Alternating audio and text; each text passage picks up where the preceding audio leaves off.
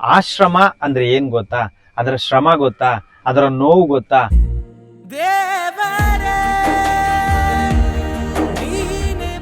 ಈ ವಿಡಿಯೋನ ನೋಡಿ ಪ್ರತಿದಿನ ಪ್ರತಿ ಕ್ಷಣ ಎಷ್ಟೋ ಕಷ್ಟಗಳನ್ನ ಫೇಸ್ ಮಾಡಿರ್ತೀವಿ.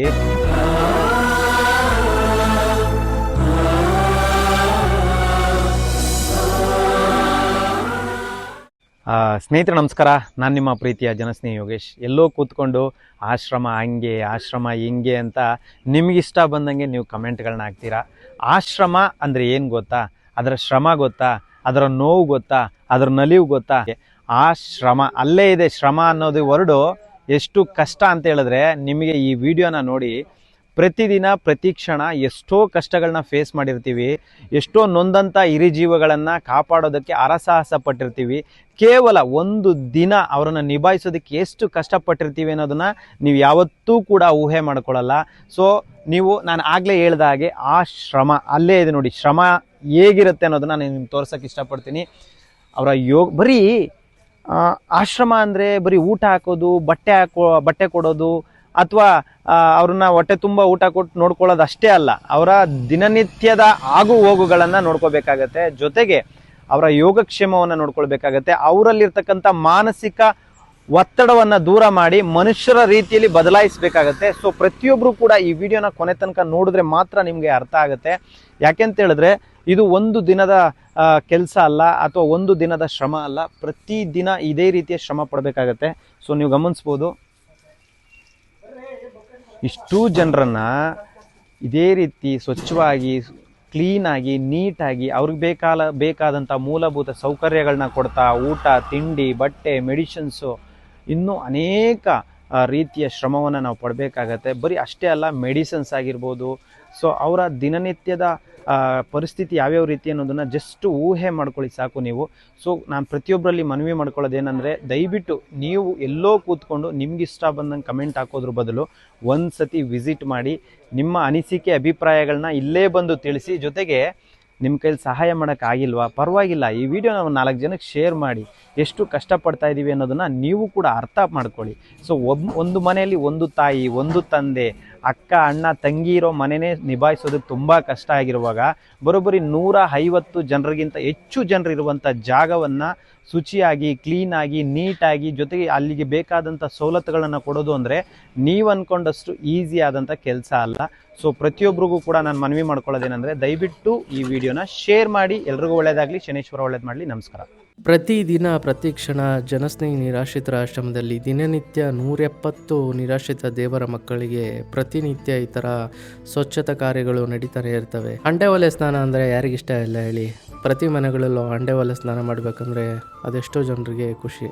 ಆದರೆ ಇವತ್ತು ನಮ್ಮ ಸಿಟಿ ಜೀವನದಲ್ಲಿ ಗೀಝರಲ್ಲಿ ಸ್ನಾನ ಮಾಡ್ಕೊತೀವಿ, ಮತ್ತು ಗ್ಯಾಸಲ್ಲಿ ನೀರು ಬಿಸಿ ಮಾಡ್ಕೊಂಡು ಸ್ನಾನ ಮಾಡ್ತೀವಿ, ಮತ್ತು ಕೆಲವೊಬ್ಬರು ಸೋಲಾರ್ಗಳು ಹಾಕ್ಕೊಂಡು ನೀರು ಬಿಸಿ ಮಾಡ್ಕೊಂಡು ಸ್ನಾನ ಮಾಡ್ತಾರೆ. ಆದರೆ ಇಲ್ಲಿ ಒಂದು ನಿರಾಶ್ರಿತರ ಆಶ್ರಮದಲ್ಲಿ ಹಂಡೆ ಒಲೆಯಲ್ಲಿ ಈ ದೇವರ ಮಕ್ಕಳಿಗೆ ಸ್ನಾನಕ್ಕೆ ನೀರು ಬಿಸಿ ಮಾಡಿರ್ತಾರಂದರೆ ನಿಜವಾಗ್ಲೂ ಇದು ಖುಷಿ ಪಡೋ ಸಂಗತಿನೇ. ಕಟಿಂಗು, ಶೇವಿಂಗು ಅಂತ ಬಂದಾಗ ದೇವರ ಮಕ್ಕಳಿಗೆ ನಾವು ನಿಜವಾಗ್ಲೂ ಎಕ್ಸ್ಪರ್ಟ್ ಆಗಿರೋ ಒಂದು ಸಲೂನ್ ಅವ್ರನ್ನೇ ಕರೆಸ್ಬೇಕು. ಏನಕ್ಕಂದರೆ ಕೆಲವೊಬ್ಬರು ದೇವರ ಮಕ್ಕಳು ಮೆಂಟಲಿ ಅಪ್ಸೆಟ್ ಆಗಿರ್ತಾರೆ, ಕೆಲವೊಬ್ಬರು ಸ್ಟೇಬಲ್ ಆಗಿರಲ್ಲ. ಅವರು ಕೂತ್ಕೊಂಡಿದ್ದ ಜಾಗದಲ್ಲಿ ಯಾವ ಥರ ಬೇಕಾದರೂ ಆಡ್ಬೋದು. ಸೊ ಎಕ್ಸ್ಪರ್ಟ್ ಆಗಿರೋದ್ರಿಂದ ಸಲೂನ್ ಶಾಪ್ ಅವರು ಇಂಥವ್ರನ್ನ ಹ್ಯಾಂಡಲ್ ಮಾಡೋದ್ರಲ್ಲಿ ಎಕ್ಸ್ಪರ್ಟ್ ಆಗಿರ್ತಾರೆ, ಮತ್ತು ಅವರ ಒಂದು ಕಟ್ಟಿಂಗ್ ಮತ್ತು ಶೇವಿಂಗ್ನ ಕ್ಲೀನ್ ಆ್ಯಂಡ್ ಪರ್ಫೆಕ್ಟಾಗಿ ಮಾಡ್ತಾರೆ. ಈ ಸಲೂನ್ ಶಾಪ್ ಅವ್ರಿಗೆ ನಿಜವಾಗ್ಲೂ ನಾವು ಕೋಟಿ ಧನ್ಯವಾದ ಎಷ್ಟು ಹೇಳಿದ್ರೂ ಸಾಗಲ್ಲ.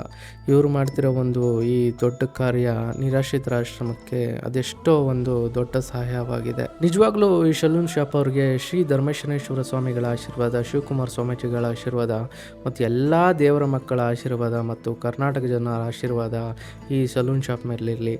ಯಾಕಂದರೆ ಇವರು ಪ್ರತಿ ಸಲ ಬಂದಾಗ ದೇವರ ಮಕ್ಕಳಿಗೆ ಕ್ಲೀನ್ ಮಾಡಿ, ಮತ್ತು ಅವರು ಕಟ್ಟಿಂಗ್ ಮಾಡಿ, ಶೇವಿಂಗ್ ಮಾಡಿ ಅವರ ಒಂದು ಕಾರ್ಯದಲ್ಲಿ ಇವರು ಭಾಗಿಯಾಗ್ತಾರಂದರೆ ನಿಜವಾಗ್ಲೂ ಆ ದೇವರು ಇವ್ರನ್ನ ಚೆನ್ನಾಗಿಟ್ಟಿರಲೇಬೇಕು ಅಂತ ಪ್ರತಿಯೊಬ್ಬರು ಬೇಡ್ಕೊಡೋಣ. ದಯವಿಟ್ಟು ಕರ್ನಾಟಕ ಜನತೆ ಹತ್ರ ಬೇಡ್ಕೊಳ್ಳೋದೇನೆಂದರೆ, ದಯವಿಟ್ಟು ಜನಸ್ನೇಹಿ ನಿರಾಶ್ರಿತರ ಆಶ್ರಮಕ್ಕೆ ದಯವಿಟ್ಟು ಸಹಾಯ ಮಾಡಿ. ಯಾಕಂದರೆ ಇಲ್ಲಿ ಬರೋಬ್ಬರಿ 170 ಜನರು ಇರೋದ್ರಿಂದ ಅವರ ಮೂಲಭೂತ ಸೌಕರ್ಯಗಳಿಗೆ ನೀವೇ ಕೈ ಜೋಡಿಸ್ಬೇಕು. ದಯವಿಟ್ಟು ಕೆಟ್ಟ ಕಮೆಂಟ್ಗಳನ್ನು ಮಾತ್ರ ಹಾಕ್ಬೇಡಿ. ಯಾಕಂದರೆ ಈ ಥರ ಕೆಲಸ ನೋಡಿ ನೀವು ಕೆಟ್ಟ ಕಮೆಂಟ್ಗಳು ಹಾಕ್ತೀರಾ ಅಂದರೆ ಅದನ್ನು ನಮ್ಮನ್ನು ಕುಗ್ಸೋಕ್ಕಂತೂ ಆಗಲ್ಲ. ಇನ್ನೂ ಒಳ್ಳೊಳ್ಳೆ ಕೆಲಸ ಮಾಡೋಕ್ಕೆ ನೀವೇ ಸ್ಫೂರ್ತಿ ಆಗ್ತೀರ ನಮಗೆ.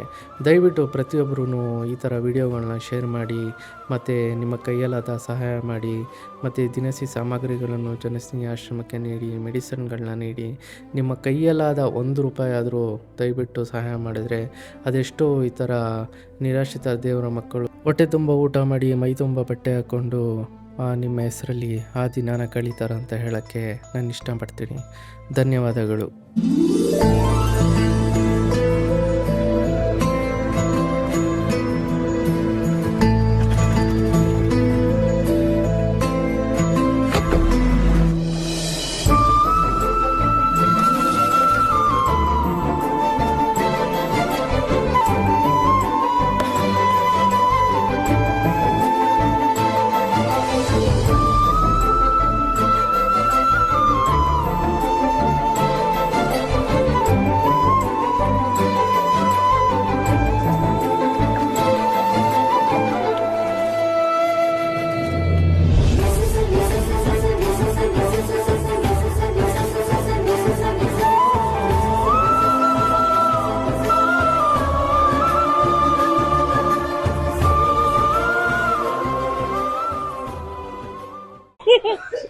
ಸುಮ್ಮನೆ ಬೆಳಿಗ್ಗೆ ಏನು ಅಂತ ಸುಮ್ಮನೆ ನಿನ್ನ ಬಾಯಿ ಕಡೆ ಹೇಳ್ತೀನಿ, ಸ್ನಾನ ಮಾಡ್ತೀನಿ ಆಯ್ತಾ? ನಾನೇ ಮಾಡಿಸ್ತೀನಿ ಇರೋ ಸ್ನಾನ. ಸುಮ್ಮನೆ ಸುಮ್ಮನೆ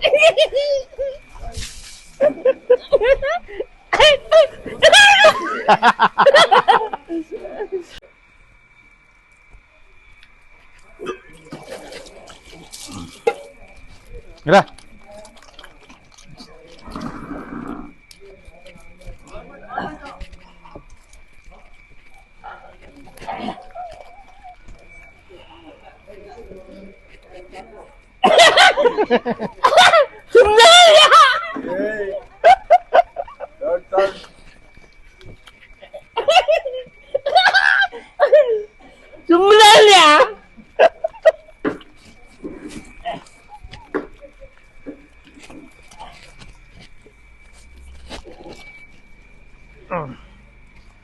ಗೌಡಪ್ಪ, ಗೌಡಪ್ಪ, ಏನ್ ಸಮಾಚಾರ?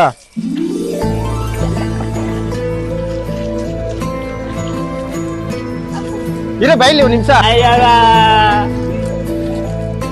ಈ ವರ್ಷ ಹೆಣ್ಣು ನೋಡೋದೇ ಮದುವೆ ಮಾಡೋದೇ ನಿಂಗೆ.